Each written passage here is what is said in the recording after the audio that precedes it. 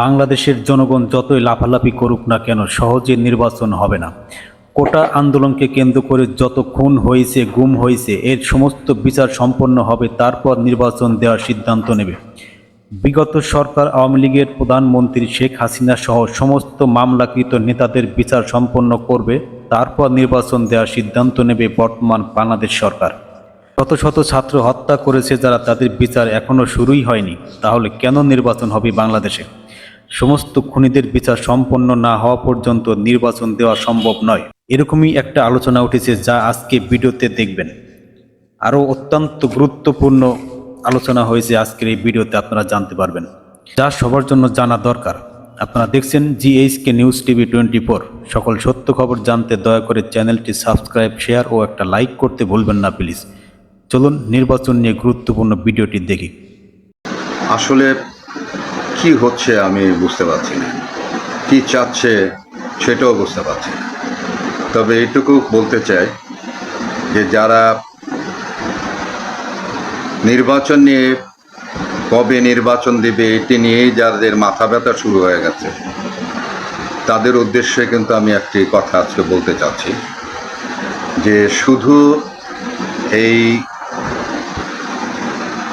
অন্তর্বর্তী সরকার যেটা বলা হচ্ছে, আমি যেটাকে পরিবর্তন করার সরকার যেটাকে আমি বলি, সেই তারা কিন্তু এর সমাধান দিতে পারবে না, কারণ এটা একটা বিপ্লবের মাধ্যমে কিন্তু এই পরিবর্তনটুকু এসেছে। এবং এখানে কিন্তু এই বিপ্লবের মধ্যে কিন্তু আমাদের অনেকেরই অনেক চাওয়া, অনেক দাবি কিন্তু রয়ে গেছে। সেই আপাময় জনসাধারণের ইচ্ছার বিরুদ্ধে কিন্তু এই পরিবর্তন সরকার, অন্তর্বর্তী সরকার, আপনারা যাই বলেন না কেন, তাদের একক ইচ্ছায় কিন্তু এটা সম্ভব না। কিন্তু আপনারা নিশ্চয়ই দেখেছেন যে এই আন্দোলনের মধ্যে যা পৃথিবীর কোথাও এর আগে ঘটেনি। প্রাইমারি স্কুলের যে বাচ্চারা, তারাও কিন্তু এই আন্দোলনে নেমে এসেছিল। তারা কেন নেমে এসেছিল? তাদের স্লোগান কি ছিল? রাজনীতিবিদরা আপনারা কি জানেন তাদের স্লোগান কি ছিল? সেই রংপুরে সাইদ মারা গেছে, অথচ সারা দেশের এই ছোট ছোট বাচ্চারা যারা কোনোদিন স্কুল থেকে মা বাপের ছাড়া মানে ঘরে যায় না, স্কুলে আসে না, তারা কিন্তু ছুটে এসেছে এবং তারা একটা স্লোগান দিয়েছে, আমার ভাইকে মারলো কেন? তো আমার ভাইকে যারা মেরেছে, যে বাহিনী মেরেছে, তাদের রিফর্ম কি হয়েছে? তারা এই যে এরকম ভাবে মূর্তির মতো এখন দাঁড়ায় থাকে, তাদের এরকম একটা ভাব যে করেন, আপনারা করেন, আমাদের তো দোষ। এখন ওনাদের ভাবমূর্তি ঠিক করছে, কোনো রকমের কাজের সহযোগিতা কিন্তু করছে না। কিন্তু তো সেই যে এই সন্তানদের ভাইকে যারা মারল, তাদের পরিবর্তন না করে, তাদের বিচার না করে আপনারা ইলেকশন চাচ্ছেন? এটা কি এতই সহজ? এটা কিন্তু নর্মালি কিন্তু এই ঘটনা ঘটে নাই, কিন্তু আপনারা কিন্তু ভুলে যাচ্ছেন। কারণ আপনারা তো রাজনীতিবিদ, আপনারা তো একটা ধারা নিয়ে চলেন, এক ধরনের চিন্তা নিয়ে চলেন।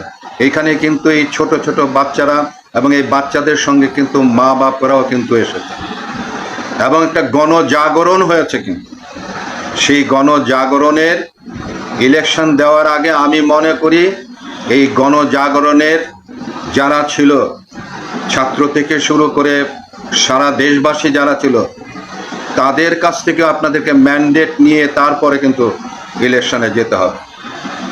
আমি এই পরিবর্তনের সরকারকে, যেটাকে অন্তর্বর্তী সরকার বলা হচ্ছে, আমি তাদেরকেও বলবো যে এই ম্যান্ডেট ছাড়া আপনারা কিন্তু কিছু করতে পারবেন না। এবং আমার এই যে ছোট ছোট সন্তানরা, প্রাইমারি স্কুলের সন্তানরা, তারা আজকে ভোটার না, কিন্তু তাদের কিন্তু সেই চাওয়া আছে, সেই চাওয়া আছে, কিন্তু ভোটের জন্য পাগল হচ্ছেন। তারা কিন্তু ভোট দিতে পারবে না, কিন্তু তাদের অন্তরের মধ্যে কিন্তু সেই চাওয়াটি রয়ে গেছে। এবং সেই চাওয়া হয়তো কেউ 2 বছর হাই স্কুলের যারা আছে, তারা অনেকে ভোটার না, তারা হয়তো কেউ 2 বছর, 5 বছর, 7 বছর, 8 বছর পরে হয়তো ভোটার হবেন, কিন্তু তাদের চাওয়াটা কি বুকের মধ্যে থাকবে? আমি তো মনে করি যে স্কুলের মধ্যে, আমরা তো স্কুল ভিত্তিক, আমরা কখন নির্বাচন চায় এবং এই এই সন্তানদের কাছ থেকে আমাদেরকে ম্যান্ডেট নেওয়া উচিত।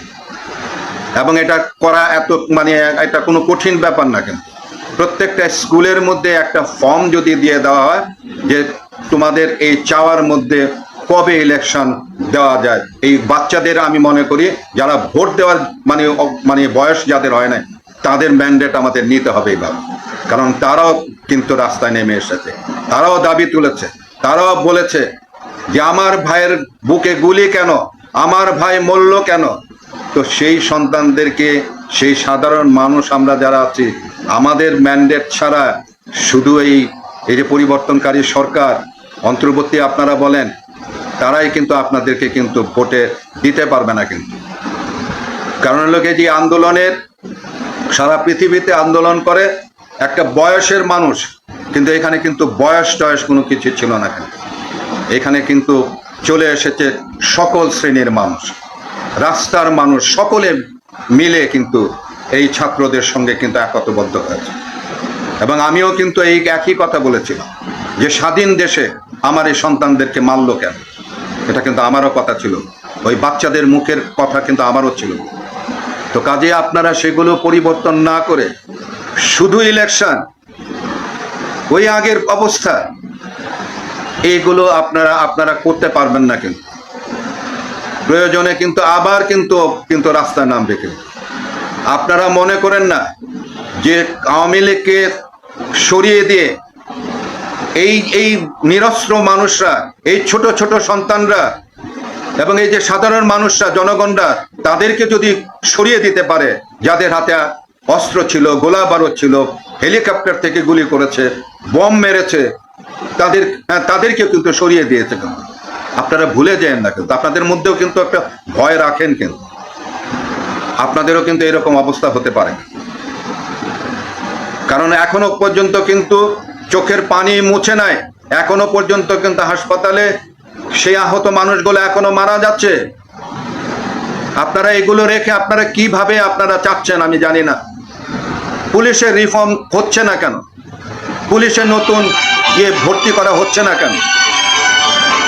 এটা অবশ্য অত্যন্ত জরুরি। কিন্তু এবং অন্যান্য বাহিনীর মধ্যেও কিন্তু আপনারা দেখেছেন, প্রত্যেকটা বাহিনীর মধ্যেই কিন্তু আপনার যে স্বৈরাচারের লোকজন কিন্তু এখনো রয়েছে। আয়নাগরের মানুষগুলো কোথায় গেল? যে সমস্ত বাহিনীরা উঠিয়ে নিয়ে যেত, ঘুম করতো, তারা কোথায় গেল? তাদের বিচার হয়েছে?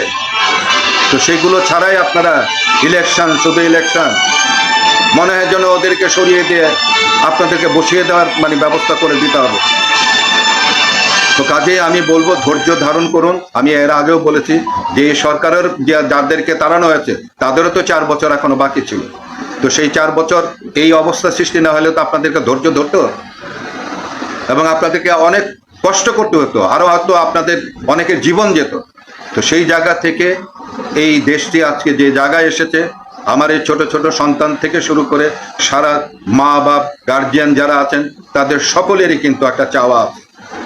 আমাদের চাওয়াটা হলো সেটি হলো যে দুর্নীতিমুক্ত, সন্ত্রাসমুক্ত এবং রাজনীতিমুক্ত একটি দেশ, যে দেশের মানুষ সড়ক থেকে শুরু করে সকল জায়গায় নিরাপদে থাকবে এবং এই ঘুষ দুর্নীতি মুক্ত একটি বাংলাদেশ হবে, যেখানে মানুষ সেবা পাবে, মানুষের অধিকার পাবে।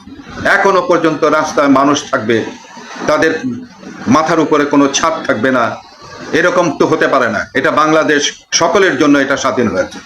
তো সকলের সম অধিকার আমরা প্রতিষ্ঠিত করব। যতদিন পর্যন্ত সেই নিশ্চয়তা আমাদের না আসবে, ততদিন পর্যন্ত আমি মনে করি যে কোনো ইলেকশন না। আগে পরিবর্তন, সমস্ত কিছুর পরিবর্তন, তারপরে হলো ইলেকশন। প্রিয় দেশবাসী, আপনারা ভালো থাকুন এবং এই সত্যের সঙ্গে থাকুন, সজাগ থাকুন। কারণ আপনার আমার আশা আকাঙ্ক্ষা পূরণ হয়নি, কিন্তু কিছু কিছু মানুষ ক্ষমতার জন্য, বসে যাওয়ার জন্য তারা অস্থির হয়ে গেছে। তো সেই জায়গায় আপনারা যদি সচেতন থাকেন, আমরা যদি সকলে একতাবদ্ধ থাকি, তাহলে আমাদের আশা আকাঙ্ক্ষা পূরণ হবে। আল্লাহ আমাদের সহায় হন। আপনারা ভালো। ধন্যবাদ বন্ধুরা ভিডিওটি দেখার জন্য। এরকম লেটেস্ট তাজা নিউজ পেতে আমার এই চ্যানেলটি অবশ্যই সাবস্ক্রাইব ও একটা লাইক করতে ভুলবেন না। ভালো থাকুন, সুস্থ থাকুন, আল্লাহ হাফিজ।